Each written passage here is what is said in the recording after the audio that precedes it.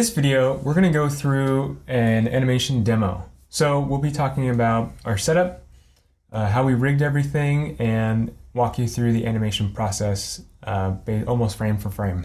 Yeah, we're also going to show how we typically set up the camera equipment, also run through a short demo of what we do with the motion control system, kind of demystify that a little bit. It's not that hard, it's really simple. So first thing you need, before you even get to animating, you need a big stack of these. This is our storyboard for this scene. One of the reasons we storyboarded is because we had specific things we knew we wanted to hit during the song. So the only way to tell for sure how long our shots were going to be was to storyboard. Even if you're not a great drawer, draw stick figures. Our storyboards are kind of nice. We tried a little bit, this is not that bad. But once you storyboard the whole scene, it's good to go back and add in like how long each shot is going to be, like how many seconds. That way you can calculate how many shots or frames, actual pictures you're going to need. Yeah. And then that way you can tell like how long it's going to take you roughly. I think like 100 shots, if we pushed it, we probably took 4 or 5 hours to do. Right, because remember, each second that we did was 24 frames. Yeah. So you have to plan out like how long it's going to take. All right, so here's our storyboards. This is for the first song in ours that you saw earlier. This is a perfectly beautiful day. So our storyboards, we have the lyrics under here. Pretty basic, showing the action, camera angle, rough camera angle. And then see, we added these sticky notes here to show how long the clip was going to be, and then like how many frames it was going to be based on shot length. Rough framing right here. These are the lyrics at the bottom, yeah. Crack a couple eggs, grease the pan until it's slick. And then we have, we want to make sure you number them also, so in case they get out of order, you always have a way to put them back. Yeah, but let me see. Camera move, pulls back, and then she is dancing around the table. Here's the starting shot, and then you pull back on the camera. So this is that one where it's tracking up to the chandelier and then coming back down. It's a good way to like break the ice also, because it's the first attempt at visualizing what's happening on screen. So start with these. Welcome to our set. Jump cut. Magic of filmmaking. Okay, so we're at the set now. We're going to go over a little bit first of how to kind of set up your shot and get ready to do your animation. So all the steps you want to do before you actually get to animating. Yeah, so Mark is testing the movement of his puppet and the rig.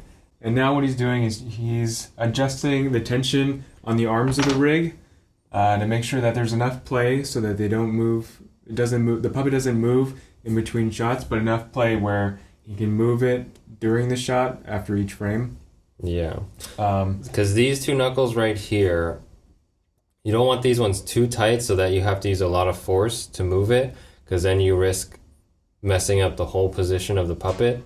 So these ones you want a little bit tighter than snug, and then the one back here, the one that's supporting most of the puppet weight, there's a lot of leverage on the end of this one because she's so far away from the puppet and this arm is so long, so this one has to be tighter than these two, because you want to avoid any slipping or drifting. We'll come back to camera moves later, but once you secure a camera, we want to frame up the shot, make sure the puppet looks good and everything. So right now this is not where I want it.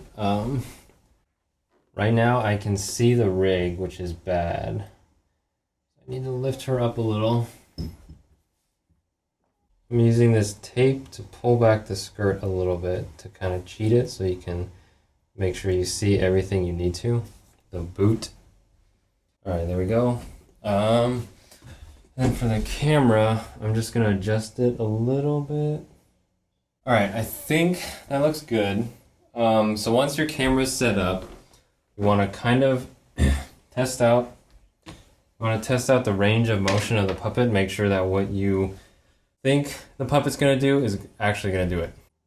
Unlike 2D animation where you can keyframe to see and draw out the poses you know you want to hit first, you want in stop motion, we can't do that because once you start animating, you have to finish and go through the shot straight ahead.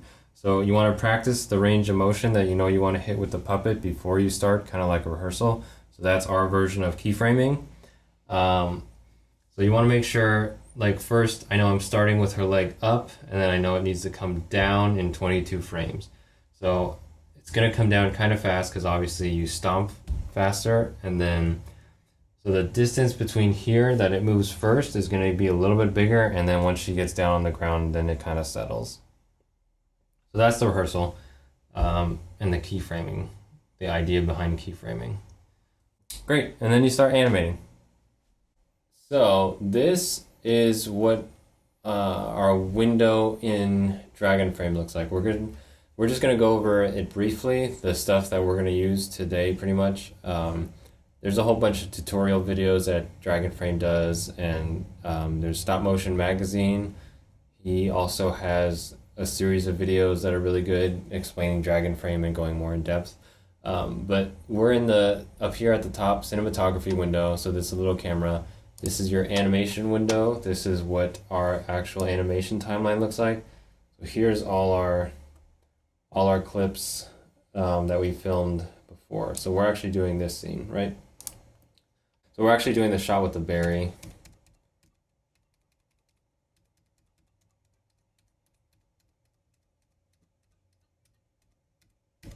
Great, cool. But first for us to, we're in the cinematography window now. So this is your basic camera controls, your f-stop, your shutter speed, your f-stop, and then your ISO. So that's pretty much what we're looking at today. Here you can take a test shot too. So as soon as let's make sure it's in focus. So let's do a test shot real quick, make sure everything looks good. Test shots go down here in this folder. So then we hop back over into our animation window.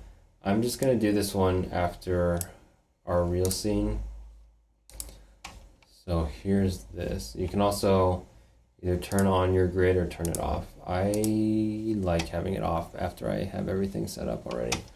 And then you see here we have the black bars as a reference for our 16:9 final film crop, just to make sure everything we want in focus is in focus. All right, cool. And then I think we're ready to start animating. All right, so take the picture. Okay, and then I'm gonna take another one. And one more. So this is to see, I'm doing 3 different ones just to see what, if anything, changes. Like if me like adjusting on my seat is moving the floor at all, and then making the set move. It's actually pretty still. Okay, great. Delete these last 2. And then we can start. So we have this next one. So you can either do onion skinning to see how much you're moving the puppet between frames. So if you look with onion skinning on, the live feed of my hand right here is a little bit see-through. So you're looking at the frame you just shot, and then when you move the next frame, the live view is what's opaque. I don't really like animating this way, so I'm gonna turn it off. But next thing, I don't like animating that way because it's too hard to see what's happening. I like just flipping through the pages, so more like 2D animation, and just seeing all the frames. I like seeing all the frames flash in front of me. So I don't like using the onion skin. So when I go to animate the next move, I'm looking at how to keep the puppet still, the part that I don't want to move, and then how much I want the foot to travel. So I see I'm using the ground right here because our ground has the floorboard line. So I'm using the ground as kind of like a grid to tell how much the foot is moving. So I only need it to move a little bit for this first one because she's starting the action of stomping on the berry. So her foot is naturally gonna like slow into it and then accelerate, and then when it comes to hit the ground, it's gonna hit the ground all the way. So it's gonna slowly speed up, so your distance for the first move is going to be a little bit smaller than your full foot traveling. So that's kind of what I'm thinking about. And then this is an old doll, so the joints are really loose, so I'm a little bit nervous to move it because I don't want to bump anything. All right, let's try. Here we go. So I'm moving it from, I know her knee is a good joint, so I'm moving the knee a little bit because I know that one will hold. It moved a little bit down. So her leg is loose, that's the problem. But go back. So if I toggle between the picture I just took and then the live view, you can see I'm moving like 1/8 of an inch on screen without changing how big the picture is. So according to this, that's fine. Okay. So try to sit. You want to stay out of the way of your lights and everything so you don't change the exposure between frames because flickering is a big problem. There it is.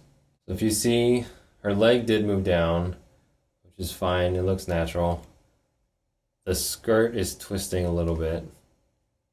I think that's fine. Also, we're not animating in a perfect environment. We're recreating our shot, so we're using sunlight just to light our set. But when we did this for real, we had all the windows blacked out, and we had the forest set lit behind the house, so you could see trees and everything. So our lighting was controlled. But this one, you're gonna see a little bit of flickering on the demo. Okay, next frame. So now this third one is gonna be 1, 2, 3. Dun dun dun dun dun dun dun dun. I like to have a rhythm when I flip through the thing. When I flip through the frames. Maybe it's because I'm a musician, but this one's gonna move a little bit further. And go back.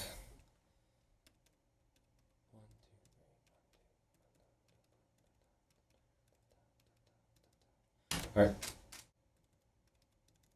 So do you see how this move between here, the last one I just did, between the second and third frame is a lot bigger? That's because her foot isn't really slowing into the action anymore. She's already fully in the action, so the foot's going to speed up. But now the next frame I take, I'm going to try and keep the same distance between 3 and 4, frames 3 and 4, as I did for 2 and 3. So those are going to stay even now, hopefully. That's fine. And then after 3 frames, you can already start to see like the natural arc that the foot is making. So you have an arc here at the edge of the heel, bum, it's kind of curving up.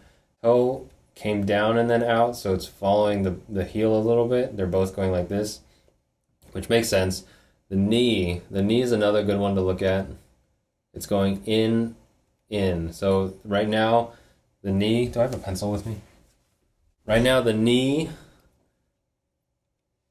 is traveling in this way. So it's going in, and the heel's coming down and arcing down, and so is the toe. And then the top of the boot, that one goes down, and then it's starting to curve now. So that makes sense. Okay, good. So that's another good thing to look for. Look for your pretty much your articulation points, like your knee, the heel, the toe, and watch how they're all traveling. So you try to keep the same arc. Because if you have the arc, and then one frame suddenly goes like back, and then goes back into arc or something, you're gonna notice that, and that's gonna look pretty bad. That's gonna stand out. And then that's how you get the jagged. That's how you get the jagged stop motion, which is not really preferable. The more arcs you can follow, the smoother your animation is going to be, because you're going to be you're keeping track of more things, so you can tell how much everything is moving. Okay, so this one is frame 3 to 4, and I want the same distance as 2 to 3. So let me just double check. I went down like, okay. The next frame should line up, hopefully, right about where, so the bottom of her left foot is going to come to, it's going to look like it's almost in line with the bottom of the right foot. to meet the same distance between 2 and 3. Okay, ooh, I shook it a little. Okay, here we go.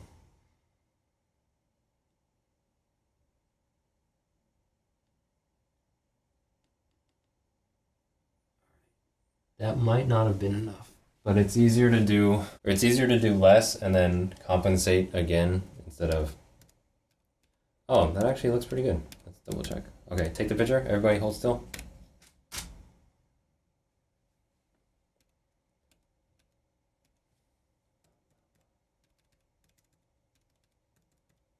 I didn't hit my target at all. I moved not enough.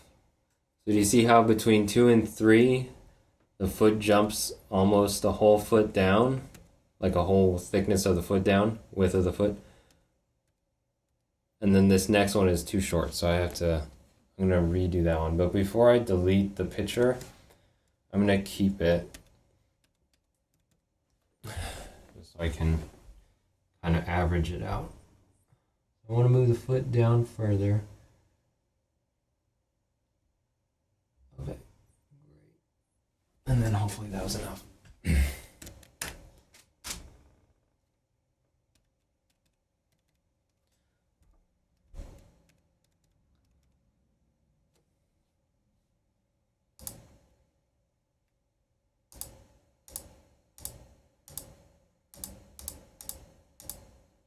Great, that looks better. So I'm going to delete the one I did before.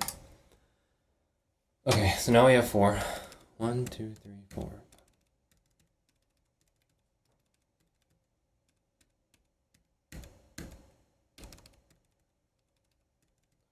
Okay, I'm going to keep going.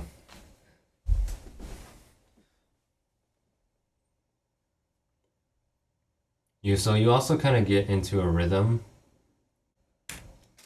All right. So now, do you see how this knee arc stopped coming in and is starting to go down more? So we have 1, 2, 3, down, down. It stayed still a little bit here. We'll see.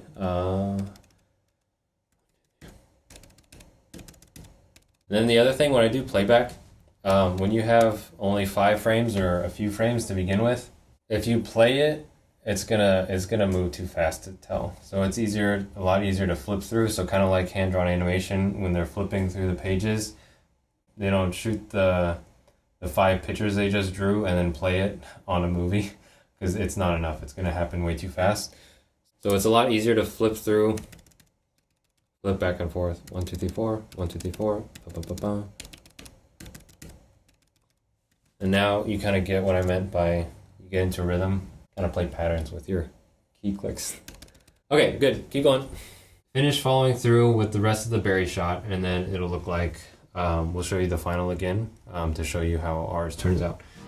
With berries from outside, add bananas for some crunch, cause I only have freeze-dried.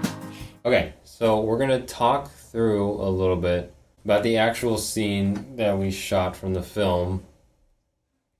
Kind of go over a couple other things. So this is still the same sequence, right, with the berries. So this one, in the shot before you see the knee, so we're focused on the knee coming up. And then in this one, we see the foot is already in the air. So then this one comes down. The foot, like I was saying before, the arcs, 1, 2, 3. It goes down and it kind of arcs down and then comes straight down.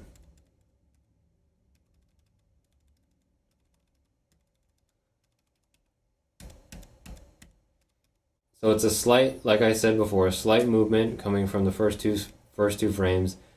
Then it accelerates, gets faster, travels about the same distance. It's already making contact with the berry, and then next frame is boom, it's on the floor. This next one is going to be a short move, right? Not a lot of movement, but you do see the berry squish out. So everything kind of just comes to a rest. So then it really feels like you sink into the floor you kind of want to, even though you're using a hard puppet and you can't really do squash and stretch like in 2D animation, you can still mimic it with everything around. So like the skirt falls into place. It's mimicking the same squash and stretch principle to kind of give it that weight and make it feel like, okay, now her foot landed and is now on the floor. And I'm slowing that movement down also to look like the skirt is not traveling as fast anymore and it's just settling. After that, then the foot starts to twist like a teeny tiny bit. Anytime you start a new action, depending on what the action is, but general rule of thumb is the first movement, I like to move it a little bit just to kind of get you, help draw your eye to then that's the thing that's moving instead of just jumping and doing a huge move on the first one. I like to ease into it, which kind of helps with the overall fluidity of the animation. Small moves are great to start actions. So I always started with the small move and then worked my way into the bigger move within like 2 or 3 frames, depending on how fast the action was and how many shots I had to cover that move. Great, so that's a little bit of our animation demo. The important things you want to look at are follow the arcs, like how we were with the knee and the foot. So try to track as many arcs as you can, so that way you know exactly where everything's moving. So that's a really key thing to get fluid animation. Anytime I could tell that the arcs weren't going the way I wanted to, I knew that the shot pretty much wasn't going to turn out. There's really no way to fix that. Even if the motion is a good motion, if the arcs are changing all the time, you're just going to end up with jagged animation, and that's not what we wanted. Especially for this song, because it's a song and it's fluid. We wanted to make sure everything was as smooth as it could be, including the camera motion. So yeah, we'll talk about the camera motion and a couple of the other sort of tips and tricks we used for the other shots in the scene. Some things that were pretty cool that we discovered. That's how you animate. So the last thing we wanted to talk about that helped our filming was our motion control setup. We're animating to a song, right? So we needed to have a lot of camera motion also to make it feel lively and make it feel like it belonged, like the camera movements matched the song.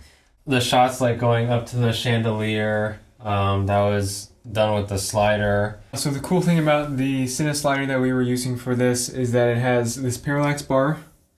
So you have almost 2 effects. One of it's moving right to left, and the camera is also panning at the same time. If you use the parallax effect, you can also get something like you saw in the shot where she reaches for the cabinet here and pulls something out, and then she comes down. The camera follows her, so it starts up here. And then as it goes down, we use the parallax to stay focused on her while the camera's tracking down. So this is a really useful thing when you combine the slider with the parallax, and then obviously the motion control to help you. So another little trick is we use the scale on the moves where you need really, really small increments. We mounted a caliper to our slider, and then you can use the caliper to push the camera, the dolly, to push it along, and you have the smaller increments of the scale right here to tell exactly how far you move and keep it the same each time. Yeah, so this actually came in handy a lot. We tended to use this, especially between shots, because every shot we had pretty much has some motion in it, but a lot of it is almost imperceptible, but you still feel it, the camera moving. So a lot of that, even though we had the motion control system, this little way of doing it gives us a little bit more control. So we like that. The other thing, if you want to animate pan and tilt motion with your camera, the second shooter, part of the second shooter program is this other motor that mounts right onto the slider, and then you can control the camera motion also. Other than that, that's like a crash course on motion control, how to get some movement in your stop motion. There's some super simple ways, but the basic slider and the parallax, that's going to get you pretty much any of the shots that we did, really. Yeah, and you can use those shots, and they usually never get old. There's different degrees of parallax that you can use. Yeah. You know, if you want more subtle or more, what's the opposite of subtle? in your more face. overt. Kind of like the sweeping chandelier move that we did. Yeah. That was something, I don't know why. I just wanted to include that because we had the chandelier, we had these big trusts. So, yeah, we tried to do dramatic moves. You can get really creative with just a slider and the parallax. The amount of control you have is pretty great. So, while you're animating the character, think about animating the camera too. Yeah, and then it all comes together. Yeah, so we'll wrap this episode up. Stay tuned. There's another part 3, where we kind of tie everything together and then give a little bit more info about some good puppets to start out with, and then some books that we use and behind the scenes stuff from other films that are really helpful. Yeah, so stick with us. Thanks. Thanks.